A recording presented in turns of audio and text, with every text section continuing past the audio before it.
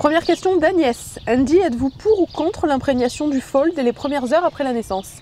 Je ne peux pas dire à Agnès si je suis contre l'imprégnation.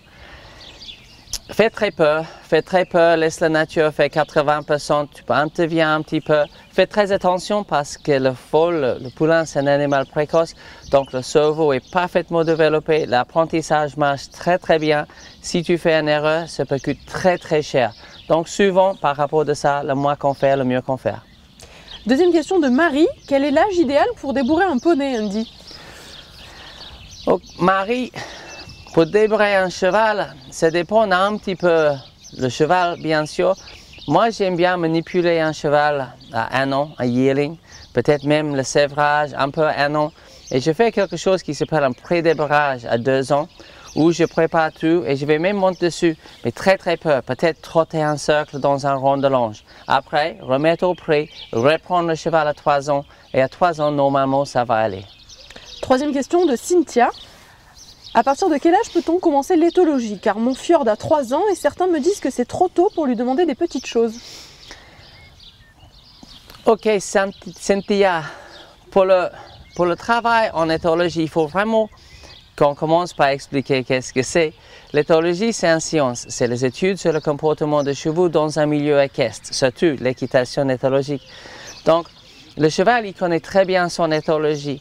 Peut-être la question, c'était plutôt à quel âge je peux commencer les exercices, parce que l'éthologie ou le comportement de ton cheval, ça, il connaît un peu mieux que toi. Donc, les exercices, on peut commencer très tôt. Mais ça dépend, à partir d'un poulain, un cheval devrait être bien éduqué en main et après le débourrage bien éduqué en selle. C'est juste une question de bonne éducation. Et ça, c'est pas quelque chose qu'on commence, c'est quelque chose qu'on fait tout le temps. Quatrième question de Chloé qui te dit: j'ai un petit Shetland de 2 ans qui est très actif. Quel type d'exercice je peux lui faire faire à cet âge-là pour le préparer à son futur débourrage? Ok Chloé, avec ton petit Shetland,